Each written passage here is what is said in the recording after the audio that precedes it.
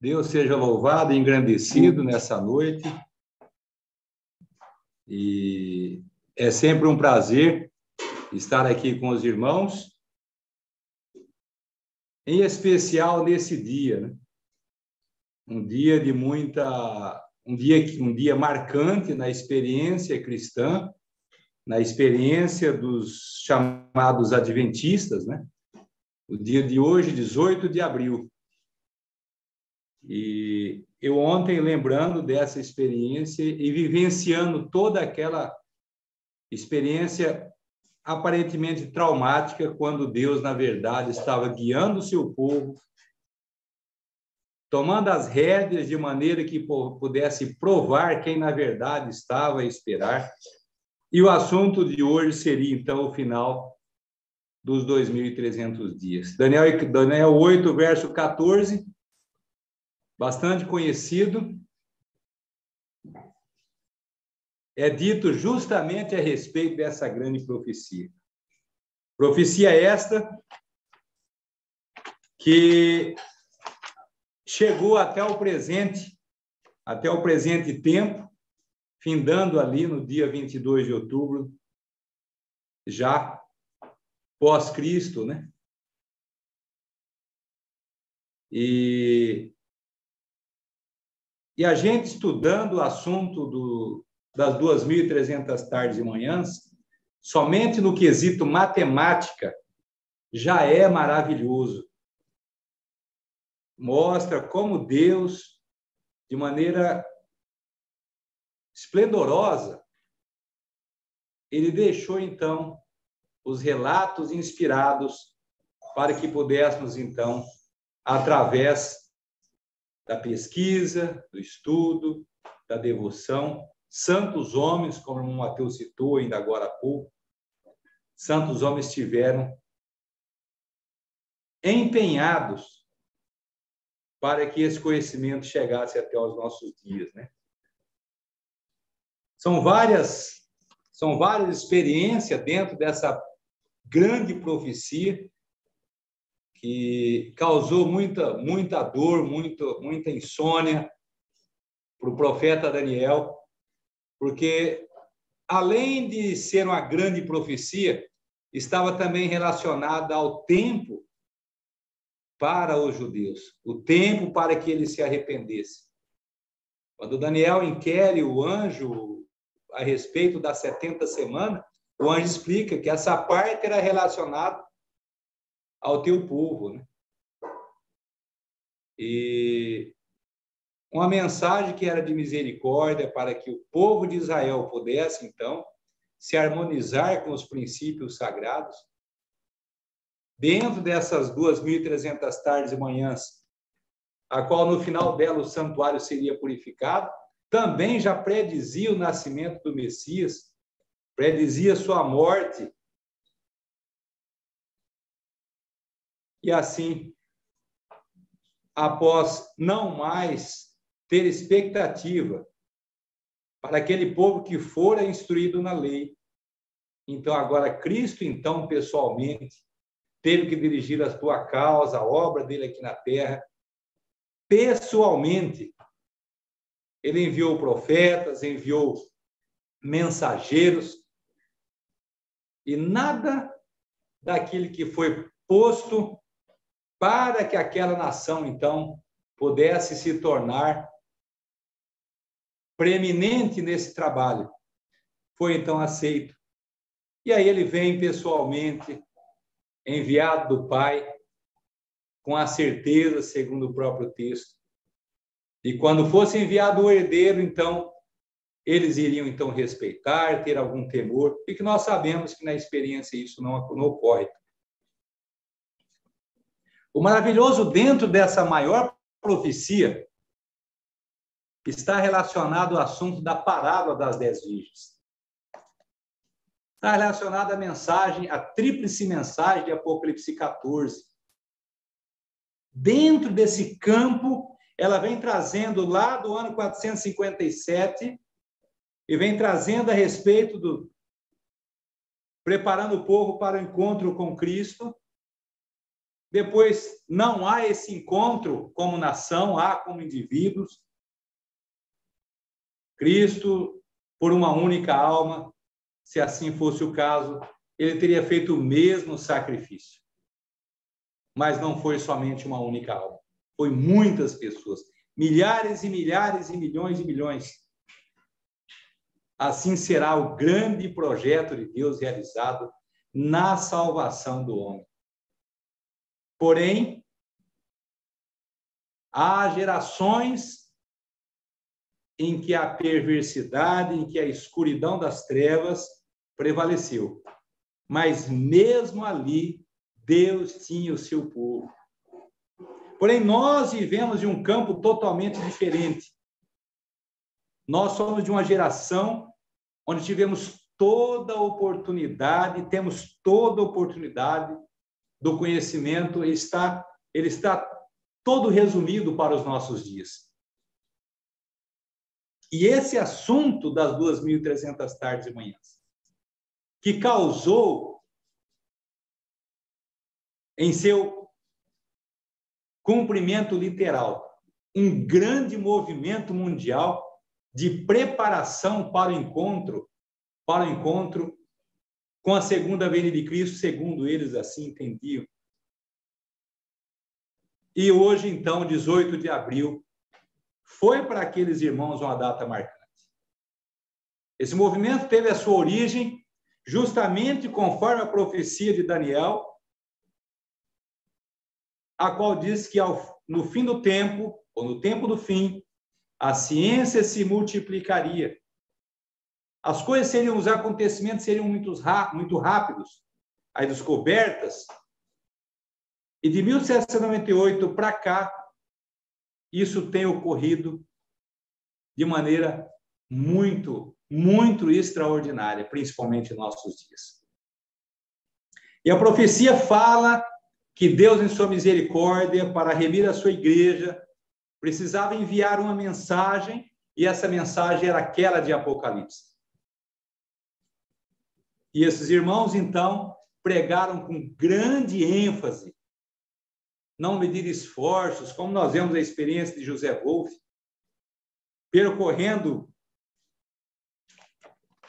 praticamente o mundo todo, passando por provações, dificuldades, adversidade, passando fome, sendo açoitado, sendo condenado à morte 2, 3 vezes, dotado de um talento ímpar, poliglota, judeu de nascimento, se desperta para fazer esse trabalho, um grande arauto. E nós vemos outros pregadores que falavam justamente da mensagem de Apocalipse. Um ponto importante aqui, que o livro de Daniel, a parte final que relacionava a essa parte do santuário, estava selada. Mas o livro de Apocalipse não estava selado. E a profecia, justamente, a qual está relacionada à tríplice mensagem, estando no livro de Apocalipse, estava então aberta. E esses irmãos aqui, maravilhosamente, já vivenciando pós 1798, quando o livrinho foi aberto, pregaram então a breve volta de Jesus. Mais adiante, somando-se com a explicação das 2.300 tardes e manhãs, já elaborada por Mille, de uma maneira mais concisa, abraçava essa causa. A data de 18 de abril, que é a data que nós vivenciamos hoje, foi uma data marcante mundialmente. Mundialmente. Esse movimento, quando chega no ano de 1840, após uma profecia desvendada por um dos colaboradores de Guilherme Miller, Josias Litt, se cumpre ao pé da letra, contando com ano, meses, dias. Josias Litt expôs, então, a respeito do Império Otomano, que cederia, então, às nações pagãs, e isso verdadeiramente veio a ser cumprido. Então, diz que homens de saber e posição tomaram parte na conclusão, no trabalho, na expansão dessa obra. E diz que de 1840, após esse cumprimento profético com relação à queda do Império Otomano, que estava na profecia de Apocalipse 9, o movimento se espalhou rapidamente. Diz o texto, foi uma manifestação gloriosa do poder de Deus. Afinal de contas, se essa profecia se cumpriu com a mesma contagem a qual Guilherme Miller tem explicado a respeito da grande profecia de Daniel 8, verso 14, certamente virá a ser o acaso. Então, durante esse período, a expectativa para 18 de abril foi muito grande. Muito grande. E nós sabemos que ali se tornou uma decepção, que na parábola das 10 virgens também tinha um cumprimento para isso, que chama-se tardando o esposo, todas aquelas virgens adormecem, perdem de vista o ponto profético que relacionaria a essa vinda, porque havia uma correlação de que a vinda de Cristo à Terra também na parábola era chamada vinda do esposo. A serva do Senhor nos fala a respeito. E agora, chega dia 18 de abril. Tudo ocorre da maneira mais natural possível. No curso natural do planeta Terra. Mas para esses aqui, foi uma decepção muito grande. Uma decepção que toma, então, um conceito mundial. Até recentemente, foi postado, se não me engano, pelo irmão Mateus, um material o material jornalístico coloca toda a culpa daquele movimento, tanto 18 de abril, como na segunda data, para Guilherme Miller, sendo ele o grande culpado daquele despertamento, das frustrações e desilusões que ocorreram. Mas a palavra de Deus fala que Deus tinha um objetivo para com seu povo. E o objetivo era um só: provar quem, na verdade, estava a aguardar o seu aparecimento. O texto nos confirma que Deus, então, coloca a mão sobre os algarismos, ou seja, sobre a contagem profética. E eles deixaram passar um pequeno detalhe de quando foi o início da contagem. Como um monarca, como um presidente, como um imperador, também ali, Artaxerxes emitia vários decretos durante o mês, durante o ano, mas o decreto que passaria a valer realmente para o final ou o início da contagem daquele período profético foi mais no final do ano, quando aqueles irmãos imaginassem fosse no começo, então, naturalmente se daria, por ocasião da primavera, aquele ponto profético. Isso não veio ao caso, não ocorreu. Na parábola, inicia-se o processo da tardança. Mais adiante, diz que voltaram novamente a pesquisar mais a respeito. É um ponto maravilhoso essa história profética das 2.300 tardes e manhãs, em conexão com a tríplice mensagem de Apocalipse 14 e adicionada ao paralelo da parábola das 10 virgens. Nós não vamos conseguir desvincular uma coisa da outra. Essas três profecias estão vinculadas entre si. E é isso que chama a atenção, o ponto gostoso de estudar esse assunto. Nós falarmos simplesmente das 2.300 tardes e manhãs e que ali o santuário iniciou o processo de purificação hoje, é a parte fácil. Essa é a parte fácil, está totalmente à nossa disposição. Mas Deus tem mais luz que Ele quer trazer justamente nessa particularidade. E é isso que chama a atenção, e é isso que deve mexer com a nossa mente aqui. Enquanto aquelas virgens que não souberam até ali, porque o seu Senhor não vieram no dia 18 de abril, na primavera, diz que voltaram a pesquisar suas Bíblias. Aonde é que nós erramos? Deus não erra. A profecia de Josias Litt cumpriu ao pé da letra. Por que é que esta, então, não se cumpriu? A falha está em nós. Para uma ala. Para outra ala, houve um desânimo. O texto fala que muitos não conseguiram levantar do seu desapontamento. Mas diz que a mensagem do tempo estava simplesmente revelando o seu caráter. Mas aí, conforme esses irmãos, eu praticamente não vou ler hoje, quero trazer o ponto histórico, porque o que eu estou dizendo está dentro do cômputo literário, profético, né? Então, enquanto esses irmãos foram cavando, Deus diz que remove também a mão do algarismo. E segundo o relato histórico, diz que nenhum deles perceberam esse ponto, senão um articulista de jornal. Como que se Deus movesse uma pessoa externa. E essa pessoa publica a respeito, dando ênfase justamente nos vários decretos que Artaxerxes, então, fizera naquele ano, que poderia ser que não fosse no começo do ano. E agora, eles pesquisando, então, vem à luz Samuel Snow, traz a respeito de que o decreto que daria contagem realmente estava errado.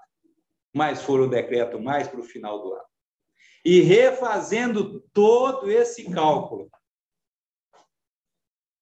foi fácil descobrir que Cristo viria daí mais 3 meses. Eles já estavam no verão. E Cristo não viera na primavera. Mas que agora Cristo poderá vir, então, agora no outono. A profecia se estenderia mais alguns meses.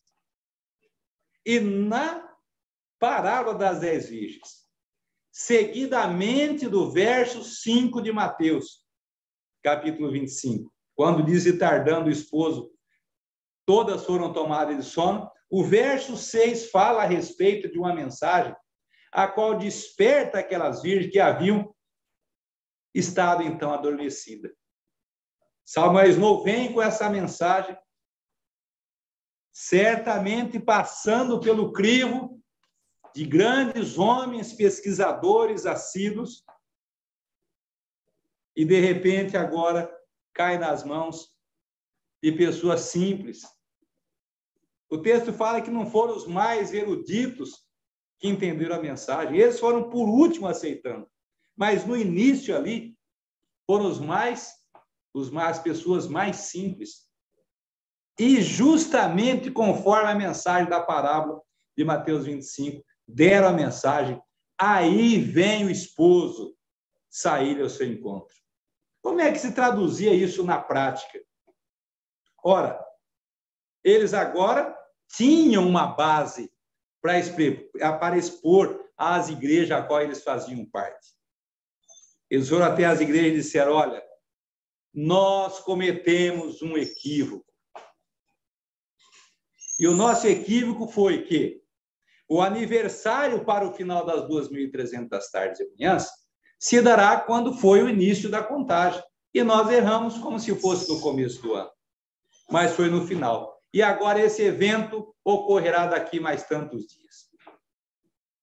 Com a grande alegria eles fizeram esse trabalho maravilhoso, esperando que então a igreja viesse aceitar essa mensagem. Essa mensagem, outra particularidade, essa mensagem está ligada à mensagem do primeiro anjo, juízo investigativo. A abertura do juízo era a mensagem do primeiro anjo. O juízo não iniciaria no dia 18 de abril, porém, temer a Deus de dele glória, porque ele se dará agora no dia 22 de outubro. Mas no cômputo da parábola chama-se clamor da meia-noite, descobrir a nova data e a explicação da data errada. Porém, as igrejas rejeitam essa mensagem. Importante ressaltar que a tríplice mensagem tinha um objetivo de tirar a apostasia em que a igreja de Deus da época, que era composta ali pelo protestantismo, aproximadamente 13 instituições, todas eram chamadas de Igreja de Deus naquele período, e essas mensagens tinham esse objetivo, preparar o povo de Deus para encontrar com a abertura do juízo. Olha que ponto maravilhoso. E agora, essas igrejas, que até então eram igrejas de Deus, ao receber a mensagem de 22 de outubro, rejeita a mensagem, impede que seja pregado do púlpito e vai mais além. Diz que agora estavam decididas a não dar ouvido às provas e ainda de excluir de seu meio os expectantes, aqueles que recém havia entendido a mensagem da nova data. Excluir os pregadores. Puseram isso à risca e vamos cortar o mal pela raiz. As igrejas, ao tomarem essa posição, diz que Jesus sai com os excluídos que estavam pregando a nova data, que era a mensagem do juízo primeiro anjo, mas que na parábola das 10 virgens chama-se clamor da meia-noite. É muito importante esses detalhes, visto que a mensagem do primeiro anjo é seguida por um segundo. E o texto de Apocalipse 14, verso 8, diz, e seguiu o segundo anjo. O segundo anjo vem e diz para essas igrejas agora, rejeitadoras da mensagem do primeiro anjo, caiu Babilônia. Essa mensagem foi pela primeira vez proclamada no verão de 1844, em anexo com a mensagem da nova data da vinda de Cristo. Que isso chama-se clamor da meia-noite na parábola das 10 virgens. No primeiro escrito diz assim, resplandeceu nessa sua atitude luz da palavra de Deus, e eles descobriram o tempo de tardança. Olha que coisa maravilhosa. Quando é que resplandeceu luz da palavra de Deus? Quando Deus remove a mão do algarismo e eles têm uma nova data, agora o clamor da meia-noite soa, e eles perceberam que tinham dormido, cumprindo exatamente ao pé da letra o clamor da meia-noite. Aí vem o esposo. Acordam da tardança, tem uma nova data, e nessa nova data a mensagem é a própria expressão da parábola de Mateus 25, verso 6. Mas à meia-noite ouviu-se um clamor, aí vem o esposo. Que coisa maravilhosa. Então, esse evento foi faustoso para aqueles irmãos. Foi maravilhoso. As igrejas começaram a excluir. De repente, ao longo da trajetória da mensagem do clamor da meia-noite, 50 mil já tinham abandonado essas igrejas, segundo o relato inspirado, de maneira paulatina, e conforme as igrejas viram que as pessoas estavam se desligando automaticamente com a mensagem do segundo anjo, a qual essas igrejas se tornaram agora Babilônia, as igrejas agora começam a querer reter os membros lá dentro. Com qual mensagem? Olha, nós temos a verdade. Deus está conosco. Pegava a Bíblia e dizia o quê? Mas o dia e a hora ninguém sabe. E até certo ponto essas igrejas estavam corretas. Porém, a mensagem de advertência, a mensagem que deveria fazer uma reforma na igreja, não foi aceita pela igreja institucional. Mas agora, com aqueles que foram excluídos dessas igrejas, Jesus sai com eles. E diz que agora, após as exclusões, por causa da nova data, que na parábola chama-se clamor da meia-noite, agora começa a experiência do movimento do advento, separado, então, das organizações religiosas. Avançamos 18 de abril, avançamos o verão, chegamos, então, na data de 22 de outubro, a mais precisa profecia agora vai se cumprir, há de se cumprir. E qual não foi, então, a tragédia para aqueles que de maneira impulsiva, haviam até ali, como diz o texto, andado pela vista, pelo que a visão enxergava. E a visão dizia o quê? Ao final das 2.300 tardes e manhãs, o santuário seria purificado. Agora vai se cumprir. E agora não acontece novamente. Cristo não vem, segundo a expectativa daqueles 50.000, mas, em sua misericórdia, assim como ele remover a mão do algarismo, ele mostra em visão para Irã Edson o que fato houvera acontecido ali, que não era justamente a terra, o santuário, que havia uma réplica na terra, que foi dado a Moisés, que copiou do modelo original, que foi dado a Moisés várias orientações para que ele não pecasse em nenhum detalhe do santuário que foi mostrado para ele. Atente bem, Moisés, e faça um santuário na terra para que eu habite em vosso meio. Eu imagino que tudo isso começou a efervescer na mente de Irã Edson. Irã Edson viu profeticamente Cristo sendo morto na cruz, o véu rasgando de cima a baixo e o cordeirinho também escapando da mão do sacerdote. E ele agora fala claramente, Paulo tinha razão quando disse ali, tanto em Romanos como em Hebreus, a suma do que temos crido e lido. Paulo já dizia isso. É que temos um sumo sacerdote, a qual não entrou num tabernáculo feito por mãos de homens, ou seja, naqueles a qual os levitas entravam, mas no verdadeiro, naquele que foi dado como modelo para que Moisés, então, construísse aqui na terra, e nós tivéssemos, então, essa ligação maravilhosa. E agora eles tinham perdido de vista, por 1.260 anos de obscuridade, a qual é o período da igreja no deserto.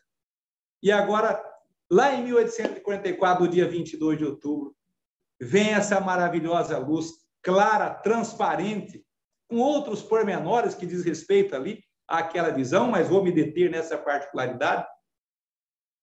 Então, irmãos, é maravilhoso o assunto das 2.300 tardes e manhãs.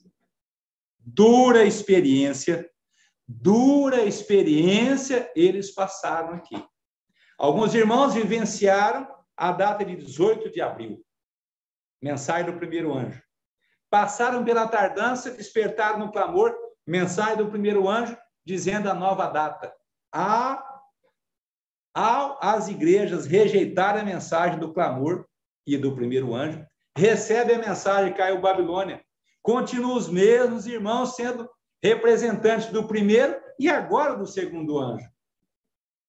E agora recebem uma terceira mensagem, que é a mensagem do terceiro anjo. Por isso o texto lá fala de que Deus tinha uma mensagem para o seu povo. E temos essa mensagem em Apocalipse 14. É uma tríplice mensagem de preparo para encontrarmos com o nosso Salvador. Bem lembrado na live de sexta-feira passada, pelo irmão Mateus, de que o anjo de Apocalipse 18, vindo a seu tempo devido, ele virá repetir a mensagem do segundo, com menção adicional agora, com a apostasia que se tem adentrado dentro do cristianismo de uma forma geral. Mas com a mensagem de misericórdia, um convite fazendo o quê? Sai dela, povo meu. Deus tem um povo que ainda está em Babilônia. E antes que a porta da graça se feche, será feito esse chamado. Porém, o anjo de Apocalipse 18, ele não prepara ninguém. Ele vindo no seu tempo devido, quando a mensagem tiver se avolumado para um alto clamor, significa que os nossos casos, irmãos, já foram passados aqui antes do decreto. E a vinda desse anjo é somente quando a lei de Deus é invalidada por legislação. Então, maravilhoso esse assunto. Que cada um de nós possamos nos firmar mais e mais, possamos usar o nosso intelecto para aproveitar o tempo de graça que nos resta. Para pregar e engolir esses livros maravilhosos que são os livros do Espírito de Profecia. Em especialidade, Grande Conflito, Primeiro Escrito, Desejado em Todas as Nações, os livros que são integralmente saídos da pena inspirada. São livros que realmente nos remetem ao tempo, no passado, no presente que nós estamos vivendo e nos coloca, então, a nossa perspectiva futura. Que Deus possa abençoar cada um de nós. Esse é o meu desejo e a minha oração nessa noite. Amém. Irmão Mateus, por gentileza. Amém. Estamos gratos pela mensagem apresentada pelo irmão Ronei e gostaria de trazer uma contribuição a este tema que o irmão Ronei trouxe. Um ponto significativo no cálculo das 2.300 tardes e manhãs é a partir de que decreto em favor de Israel que deveria começar essa contagem, uma vez que não foi apenas um decreto realizado em favor desse povo. A profecia já falava, então, dos 70 anos que eles permaneceriam cativos e que, ao final desses 70 anos, o profeta Jeremias tinha dito que eles retornariam para Israel. E isso foi um processo longo, muito conturbado.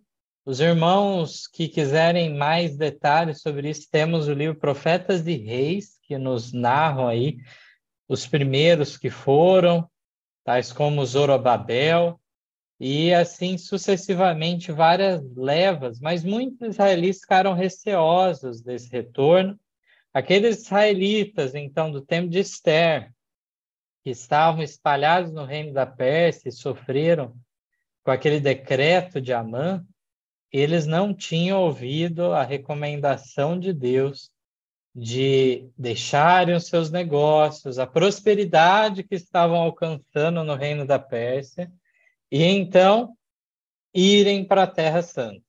Esse era o propósito, o chamado de Deus por muito tempo, e eles foram teimosos nesse sentido, tardios em ouvir, e então ficaram naquela situação difícil.